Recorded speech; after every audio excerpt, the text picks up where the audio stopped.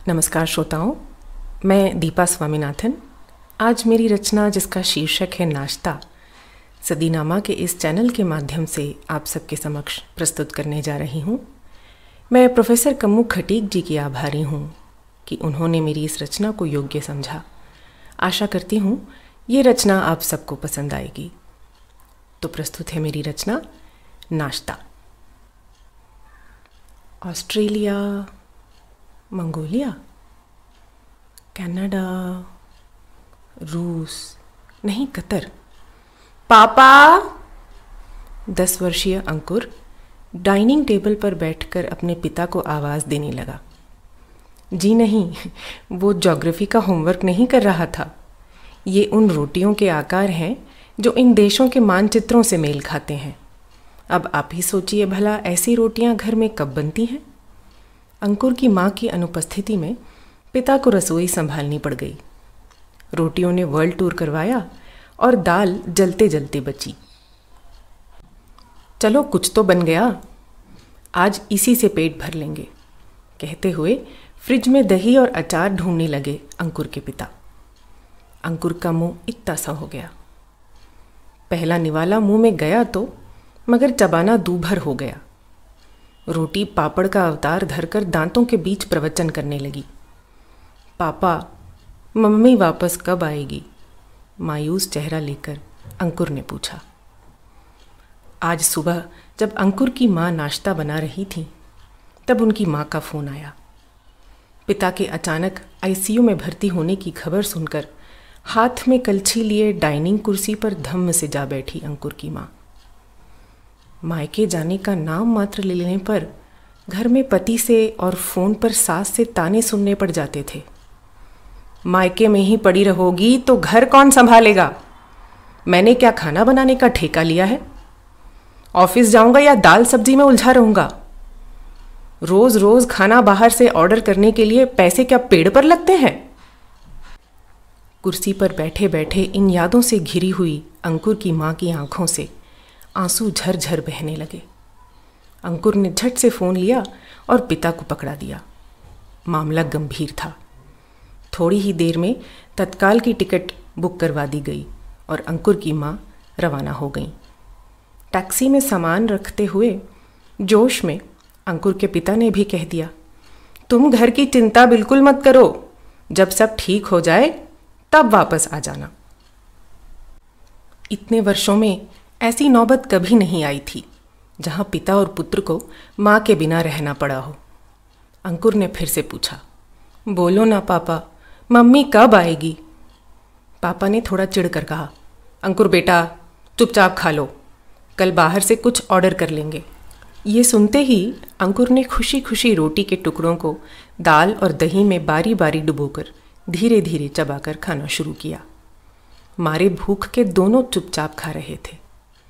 जब भूख कुछ शांत हुई तो अंकुर रोटी के टुकड़ों को दही और दाल के कटोरों के बीच झुलाकर खेलने लगा। अचानक पिता की तरफ देखकर अंकुर ने पूछा, पापा, जब दादी बुआ आई थीं तब आप मम्मी को क्यों डांट रहे थे? पिता के मुंह तक जाने वाला निवाला जली हुई उंगलियों से छूटकर वापस दाल में जा गिरा। उनकी निस्तब्ध आंखों में ऐसे कई वृत्तांतों की धुंध पड़ने लगी। पिछले हफ्ते की ही बात है, जब बुआ जी और उनका परिवार खाने पर आए हुए थे तब अंकुर की माँ रसोई में जल्दी जल्दी हाथ चलाते हुए सबको गर्मा गर्म पूरियाँ परोस रही थीं। तभी बुआ जी ने आँखों से इशारा करते हुए अंकुर के पिता की तरफ देखा ही था कि वो सबके सामने अपनी पत्नी पर बरस पड़े। 12 साल हो गए तुम्हें घर में पड़े पड़े, मेहमानों को ठीक से खाना भी परोसना नहीं आता तुम्हें? अंकुर भी वहीं बैठा सब देख रहा था। थोड़ी देर में मेहमान चले गए और पत्नी ने पति से जब कहा, मैं रसोई में अकेली सब कुछ कैसे संभाल रही थी मैं ही जानती हूँ। गैस खत्म होने पर मैंने आपको आवाज़ भी दी थी मगर आपको सुनाई नहीं दिया, तो सिलेंडर बदलकर तेल गरम करने में समय लग गया। उस पर पति ने फिर से ताने कसना शुरू कर दिया, दिन भर तुम वैसे भी करती क्या हो घर पर? किसी एक दिन थोड़ा काम कर लेने से तुम घिस तो नहीं जाओगी? आंखों में घिर आती शर्म को अपने बच्चे को कैसे दिखाते पिता। अंकुर के प्रश्न का उनके पास कोई जवाब नहीं था।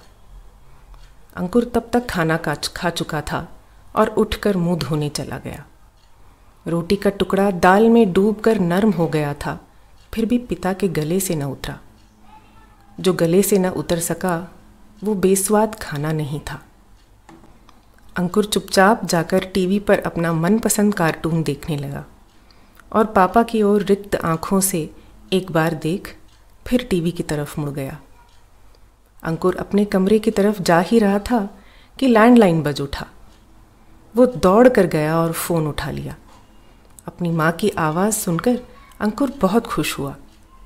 माँ बेटे में 2 मिनट घुल मिलकर बातें हुईं। उसके बाद अंकुर ने फ़ोन पिता को दे दिया। मायके पहुंचने की खैर खबर पूछकर अपना ध्यान रखने को कहकर पिता ने फ़ोन रख दिया। अंकुर की माँ को अस्पताल के लिए निकलना था।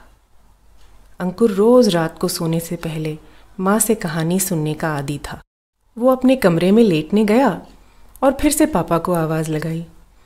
पिता ने जवाब दिया, पिछले महीने मैं जो किताब लाया था उसमें से कोई कहानी पढ़ लो, मैं कल कोई अच्छी सी कहानी सुना दूंगा।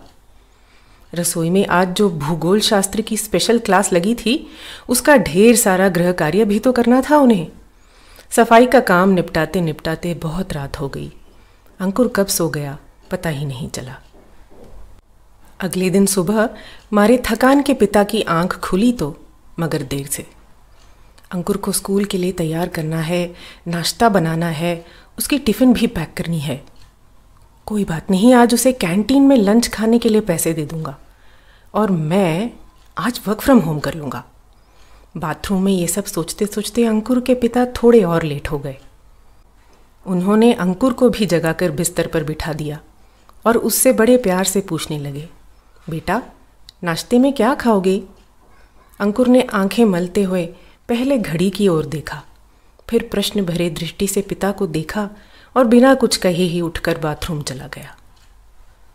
एक तरफ पहले ही इतनी देर हो गई थी और पिता सोचने लगे अब कहाँ से शुरू करूं, पर मन ही मन उन्हें एहसास हो रहा था कि अंकुर की माँ के बिना एक दिन तो क्या, एक पहर के लिए भी घर संभालना मुश्किल हो रहा है। वो रोज़ बिना किसी छुट्टी और वेतन के ये सब कैसे कर लेती है। पिता नाश्ता बनाने में जुट गए कि तभी अंकुर ने बाथरूम से आवाज़ लगाई, पापा टॉवल। पापा ने पलटकर अंकुर से ही पूछ लिया, बेटा मम्मी तौलिए कहाँ रखती हैं? अंकुर को ठंड से ठिठुरता देख पिता ने कहीं से एक पुरानी धोती निकालकर उस पर लपेट दी और उसे बाहर आकर कपड़े पहनकर तैयार होने को कहा। रसोई से दूध के जलने की बू आ रही थी। इतनी जल्दी नाश्ता कैसे बनेगा? 9 बजे मेरी मीटिंग है और मैं अभी नहाया भी नहीं। बड़बड़ाते हुए अंकुर के पिता थोड़ा और दूध लाने बाहर चले गए। यहाँ अंकुर नाश्ते की प्रतीक्षा में यूनिफॉर्म पहनकर तैयार डाइनिंग टेबल पर बैठा था। श्रोताओं, अपना समय देकर इस रचना को सुनने के लिए मैं आपकी आभारी हूँ। आशा करती हूँ इसका मूल संदेश आप तक पहुँच गया होगा। सदीनामा को शुभकामनाएं देते हुए मैं दीपा स्वामीनाथन आप सबसे विदा लेती हूँ। नमस्कार।